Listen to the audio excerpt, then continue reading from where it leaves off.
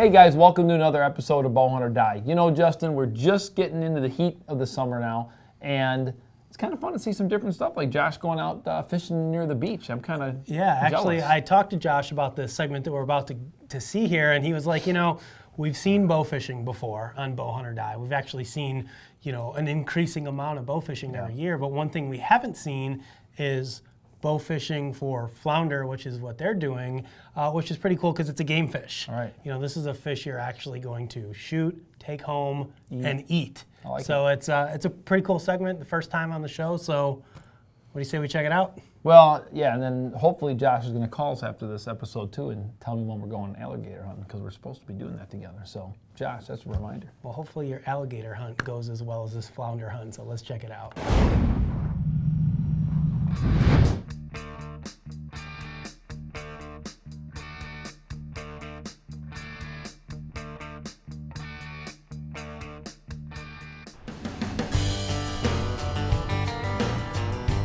It's Monday, July 6th. It's the first day of our family vacation.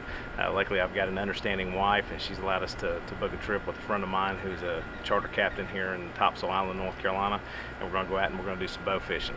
I'm going to shoot flounder and whatever other species we can with a bow. My son's going to gig, and my wife's going to film. So it's going to be a great first day of vacation. Hopefully, we're going to have a wonderful time. I'm going to get packed up, and we're going to get out of here. Bowhunt or Die.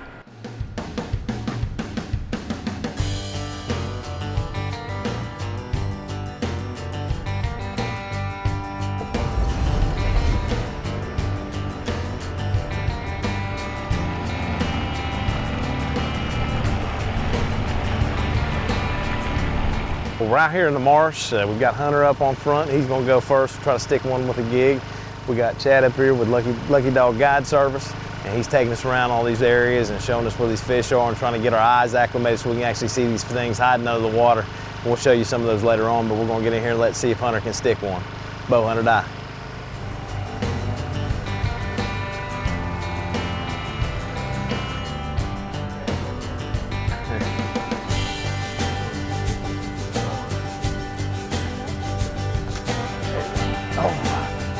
Second one here, Chad's going to help him get, and we're going to try to gig him and get him for the first one. So he's seen the flounder, so now he's getting ready to go after it.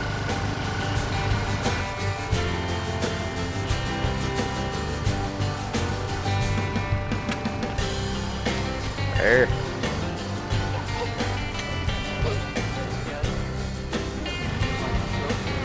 So, damn.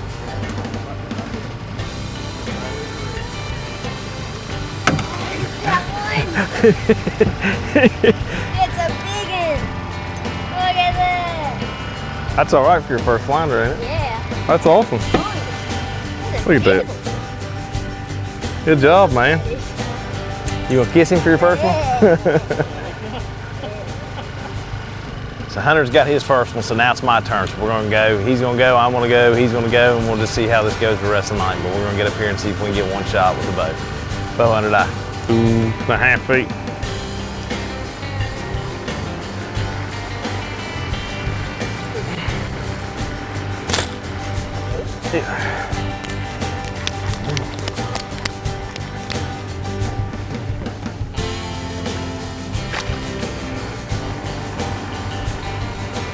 That's all right for my first one.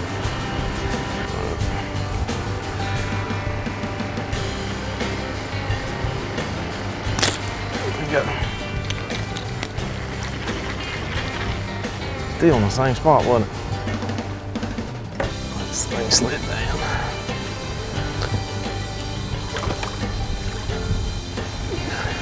Second one of the night. Well, it's 2:30 in the morning. We just got off the boat. All of us are pretty worn out. My wife filmed, Hunter and I worked fish. He didn't work as hard as the rest of us did because he fell asleep for 2.5, 3 hours on the boat. So we got some pictures of him that we'll use to blackmail him later on. But we had a great time. He got to actually gig his first fish. I got to shoot my first fish with a bow. We're actually still here on the edge of the Intercoastal Waterway. You can see the channel markers in the background and hear the water and see some heat lightning. It's just been an outstanding night. We've had a great time as a family. And what do you think, bud? Well, it was pretty cool spending time with my family out in the water and stuff. stabbing fish. Yeah, every 9-year-old loves to stab fish with a gig, so it was just a great time, and we hope we can do it again. We hope the rest of our vacation is good as it started out tonight. So what do you say? Bowhunter die. Bowhunter die?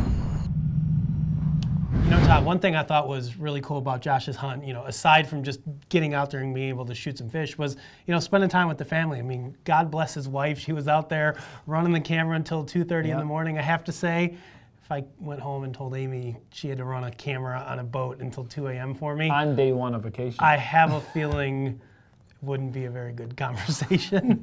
So kudos Or to a Josh's start to a wife vacation. for doing that. And then, you know, also he's got his son out there with him, gigging a fish. Pretty neat. Oh yeah, definitely. I mean, you know, here, you know, on bowhunting.com, Bowhunter Die Show, you know, our goal always is to show you all different types of hunting, all different things that are going on. You know, it's not just about the fall and the rut and November. Guys, you can do this stuff all the time. And bow fishing is definitely has been a huge trend that's starting that, quite frankly, I don't think is a trend. I don't think is going away anytime soon. No, definitely not. I mean, it's a blast. If you guys haven't done it, definitely get out, check it out. It looks like Josh and his family enjoyed themselves. So next up, Todd, we're going to go into a couple off-season, you know, segments talking about tree stand safety, most importantly, but, you know, just getting your gear ready, starting your mock scrapes, and really starting that wheel turning, right? This is now you're really putting in that work leading into the fall. So let's check in with Tyler Rector and John Herrmann.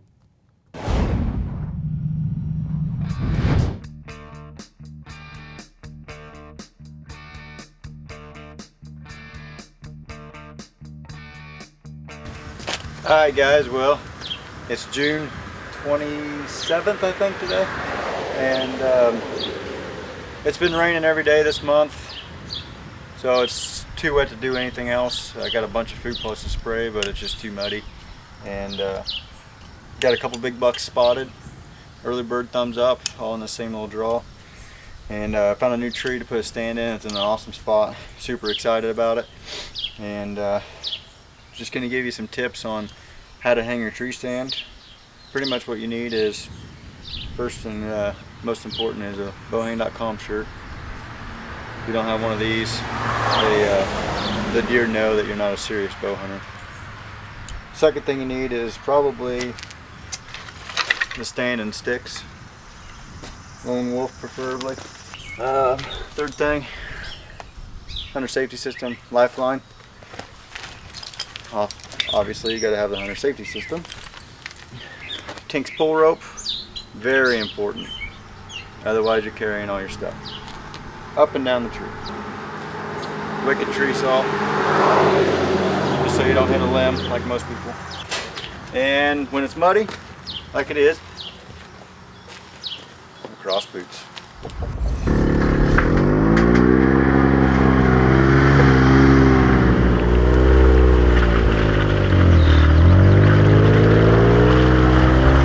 I like to get these stands all the way taken apart, straps undone from last winter when I pulled it, and just really ready to just grab it and hang it. That way I'm not fumbling around with it up in the tree.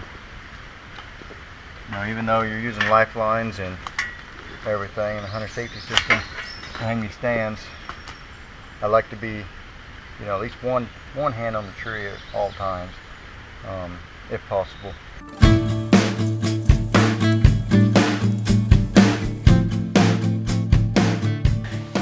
You might be looking at the new set that a big one's gonna get shot at this fall. So I'm gonna go ahead and make another tink scrape. I see a tree branch right here by the other two. It's like 20-25 yards right up this trail that I made. So I'm hoping that I can get a scrape there and just have a nice little scrape line. I'll have 3 muck scrapes within 50 yards of me. Got a couple muck scrapes that I made right here about 3 days ago. And got some tink scent drippers over them. And I put a stealth cam over to the left here. There's a trail that comes up here. There's a trail that comes up right here. Once I got up in that tree, I can kind of see this branch right here looks like a really good, just a video point over the shoulder shot. I'm going to try to get a mock scrape made here. Hopefully they'll really hit this one hard, because it would be just perfect if they came right out of here. Wind blowing that way. So I'm going to go ahead and open this baby up. These things are awesome. This is what I did last year. Machete came in October 4th and hit it. I put them out in June, about the same time, about end of June, and just keep them filled up about once every 7-10 days. I'll go in and I'll try to fill them up in the rain, because then all my scent washes away. It's supposed to rain tonight, tomorrow, and then like the next 5 days, so I'm a little ahead of the game here, but I'm gonna go ahead and do it anyway while I'm here, and I'll have to come back.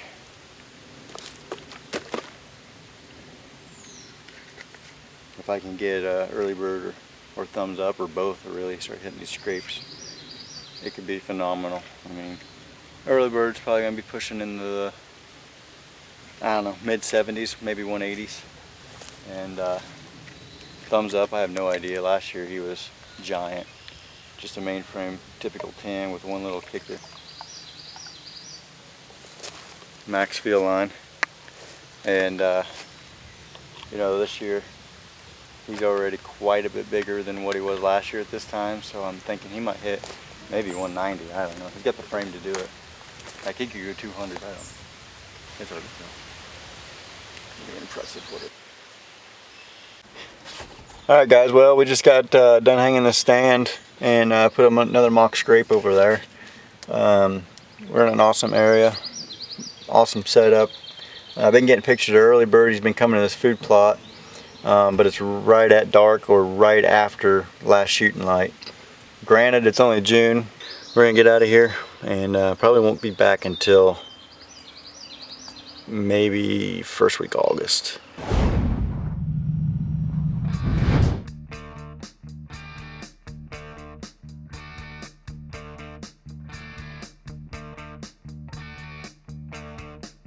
Hey, good morning everybody. John Herrmann here. It is June 16th. I'm up in beautiful, cool northern Wisconsin.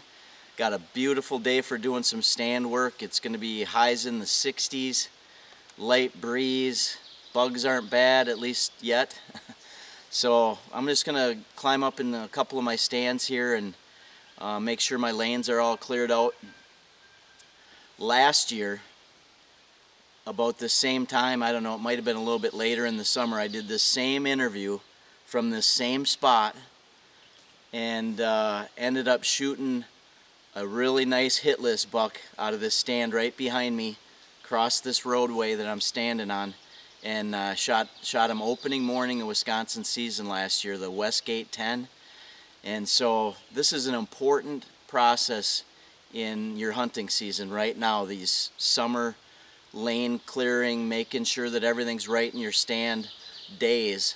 So just make sure that you get out there and do this stand stuff, because you never know. Opening morning last year I had a buck stroll right down one of my runways, and if I hadn't cleaned it out I wouldn't have shot him. So make sure that you're all tied in when you're up there. I got lifelines in all my stands, so I just throw on one of my old HSS safety harnesses that I've got in my pruning kit, and I tie in at the bottom of the tree, and I'm tied in the whole time. So make sure that you stay safe out there when you're doing your stand work, and hopefully it'll pay off with a shot at an early season buck for you guys. So let's get to work, get some lanes cleared out, and make sure that we're all ready for season. So let's get to it.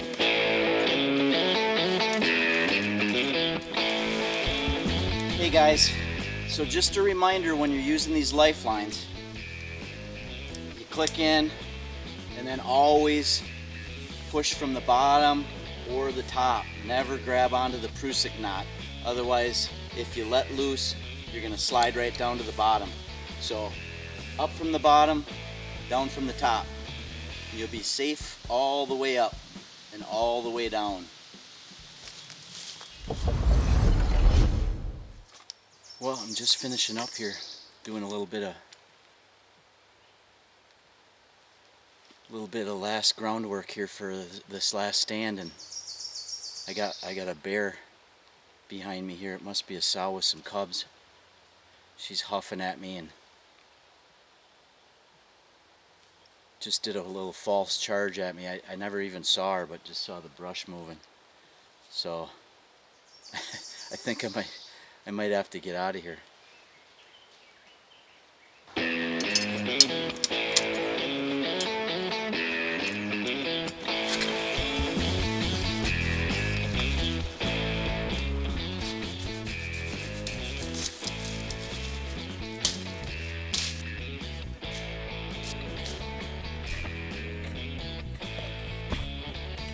Well, we got everything cleaned out. All of my shooting lanes are good. These Westgate stands are all ready to go. So come September, I can hunt any of these. We've got stealth cams all along here, so hopefully I'll have a picture of a hitless buck or two coming through here. I know last fall I got pictures of a buck that we call Thor, a nice big 10-pointer coming through by this stand. So hopefully we're going to get some pictures of him this summer coming by here. Maybe we can get a little pattern going, and I can put the hurt to that buck early this year, just like I did to the Westgate 10 last year. So you guys stay safe out there, wear your harnesses, hook into your lifelines. There's no sense getting hurt doing this summer work with all of this technology that we've got. Just stay safe out there, and hit list is coming from me if you haven't already seen it. And we'll see you this fall. Bow hunt or die, guys.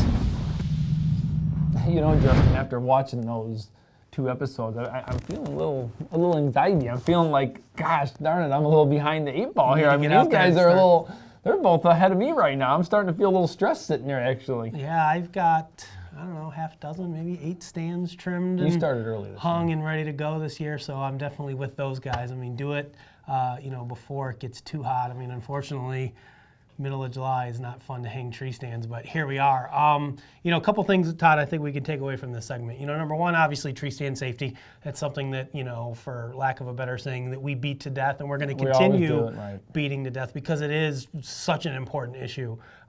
We can't stress enough, how important it is to make sure you're wearing your harness, use your lineman's belt, hang those lifelines. I mean, guys, all of this stuff that we're doing means absolutely nothing if you fall out of a tree and hurt yourself or worse. I mean, scouting, cameras, shooting your bows, I mean, all for what? For nothing if we get hurt while we're doing all what we love, and it's just not worth it. No, it's definitely not worth it. I mean, and now if for some reason something did happen and you needed me and Justin to fill in your stands, we may make that trip. Well, that's nice. That's good that we would do that for a fellow hunter. Fellow ball hunter, we would do that for, definitely. Well, I think the second thing to take away, and it's something that Tyler mentioned when he was kind of running through his gear, or maybe it was Johnny, I forget which one of them said it, but they talked about using one of their older harnesses to go out and hang stands with, which is what I do, purely for a scent control reason. I mean, you're doing it during the summer, you're getting hot, stinky, sweaty, that thing's getting kind of nasty. So I just keep an extra one in a bag,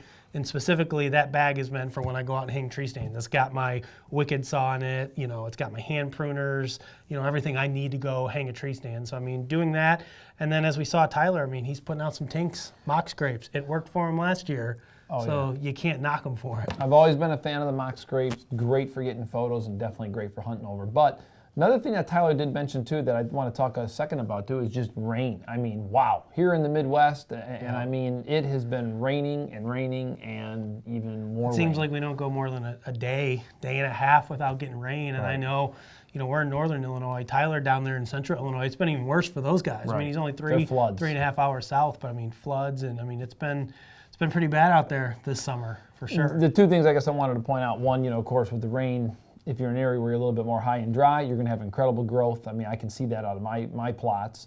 Number 2 is, again, using that rain. Sometimes that rain can be also your best friend. Great time to hang stands, great time to put trail cameras out, and it does wash your scent away. So those are 2 things to be thinking about as well. I know for me, I like going out and doing it during the summer because the mosquitoes are so bad right now. But you get out there in a decent rain, and it really knocks those bugs down. And actually, I would prefer to be wet than to be attacked by mosquitoes, amazingly enough.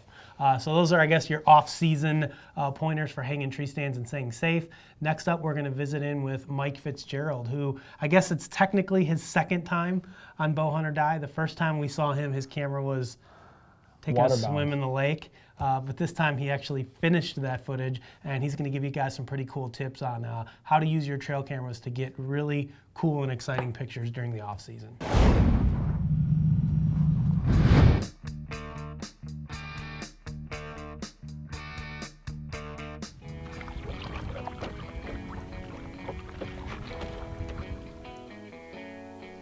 Hey everybody, Fitz here with bowhunting.com. I'm up here in northern Minnesota today, and I'm setting up some trail cameras, and I wanted to bring you guys along with and show you a few tips and tricks I like to use when setting up cameras. Obviously, trail cameras have become a wonderful tool for hunters to use throughout the season to inventory and pattern bucks and deer, but really I like to use them just as much for wildlife photography. The quality of the images we're getting out of the cameras these days can be fantastic, and so a lot of times I set my cameras up in a certain way to try to maximize the quality of the images that I get. Even if I'm setting it up just to inventory or track a deer, I still try to do my best to compose the shot so that the images I get are of high quality. So I'm going to take you guys around with me. We're going to set up a few different cameras here, and hopefully I can show you a few tips and tricks to improve the quality of the images you guys are getting out of your cameras. We're going to start, I'm going to head down the little slope here to a pond that I have a camera set that I like to put out. I actually set the camera up in the pond on a stick and pick and point it back towards the shoreline. In the past I've gotten wolves, moose, bobcats, deer, all sorts of critters on the camera, so hopefully we'll be able to get them set up and get some nice images to share with you guys. So why don't you guys follow me and we'll get started. Bow hunt or die.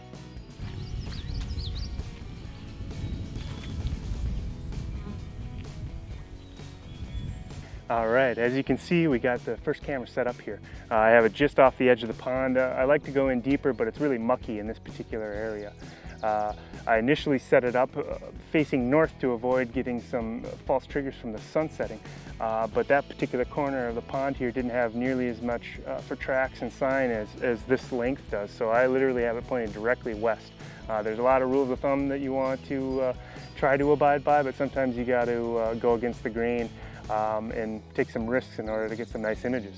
The advantage of going west, we might get some nice sunsets, which can be really pretty in some of these pictures. Also, looking along this edge creates a wonderful leading edge back from foreground to background in this image. Also, the deer tend to travel along the edge, so hopefully it will give the camera ample opportunity to get as many pictures as possible as that animal approaches the camera. So we got this camera set up. The settings I have on it right now, I have it to take as many pictures as possible with the trigger. So with this stealth cam, I have it setting up, taking 9 pictures with every motion trigger. And then I have about a 10-second delay, just a little bit of a delay, but not enough that if we get something, we'll get a couple rounds of pictures as they walk up towards the camera. So now that we're done with this set, I'm going to take you guys back towards the lake here, and we'll get working on our second one, and we'll give you a few more tips and tricks here. All right, follow me.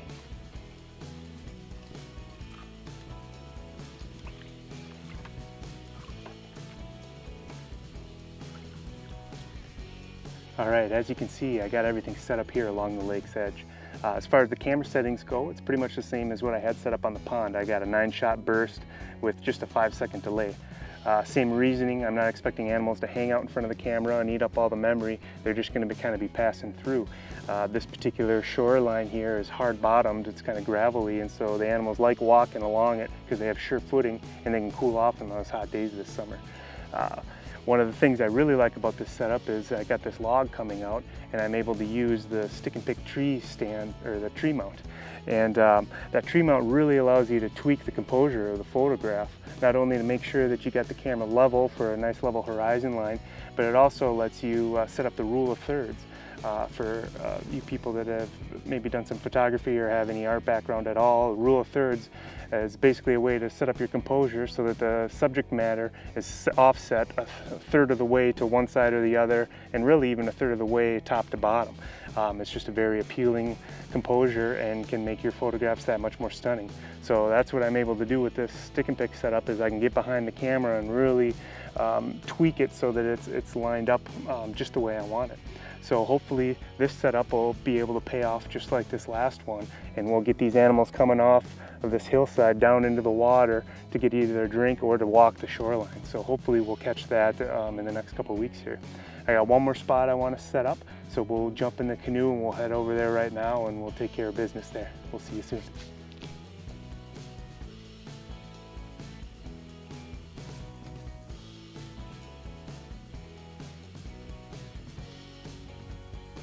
Now, as you can tell, I really like keying in on these water sources.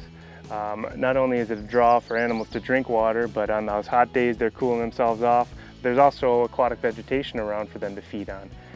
This particular aquatic set is overlooking a beaver dam. Now, on top of all the draw of the water, the beaver dam acts as a funnel. If there's an animal on one side of the lake that wants to get to the other side and they don't want to swim across the lake, this is where they're going to cross. So we have all these factors all compiled to really draw animals into this specific spot. Now, I have the camera that I'm video recording with right now set up and composed pretty much how I have the trail camera set up. It's looking right at the side of the beaver dam here, so if anything crosses, they either cross on top of the beaver dam or a lot of times they come right through the water. And that's how I'm hoping to catch them. On a nice calm day like today, we might even get a really neat reflection of them in the water as they're doing it. So again, there's just some different things to think about next time you're out setting up your trail cameras. We're in the heat of the summer now. The velvet bucks are starting to show up, but even year round when the season's closed and you're not worried about deer hunting, I just want you guys to get out there and use your trail cameras. Don't let them collect dust on your shelves. So if you get out there and you're setting them up, just take a little extra time to think about the composure that you're using with these cameras and try to get some images that are really wall hanging quality. If you get some of these nice images, feel free to share them with us, either on our Facebook page or log on to our forums and share them there. We'd love to see them. In the meantime, get out there, enjoy the outdoors, get these cameras set up, and deer season will be here before we know it. Bow hunt or die.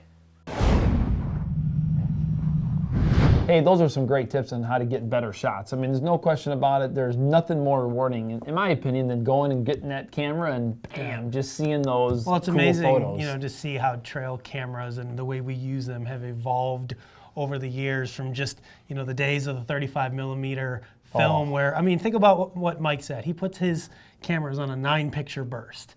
I used to only get 36 images out of a 35 millimeter roll. It was like as most as I can get now. If I could get that money back, holy oh, moly. man, think about it. But I mean, just, you know, the advent of, you know, new trail camera technology, stuff like the stick and pick that, you know, Mike is using to put his cameras in areas that previously we didn't put trail cameras, just opens up a whole new world of possibilities and things that you can do out there to get some of those really neat shots. I mean, some of those shots that Mike's got of the eagles, he gets them, you know, or the wolves. I mean, just some really incredible stuff. So I mean, if you guys are like me and you're not getting a lot of buck pictures here this summer and you want to try to find something else to take up your time, definitely start putting your cameras out in some new spots, and you never know what you're going to get. So thanks to Mike for sending that in, and looking forward to see what he sees there in northern Minnesota come fall. He's got some bucks up there. So. There's always a few good ones running around in between the moose and wolves and everything else. I don't know though, Justin. He hunts pretty close to that International Wolf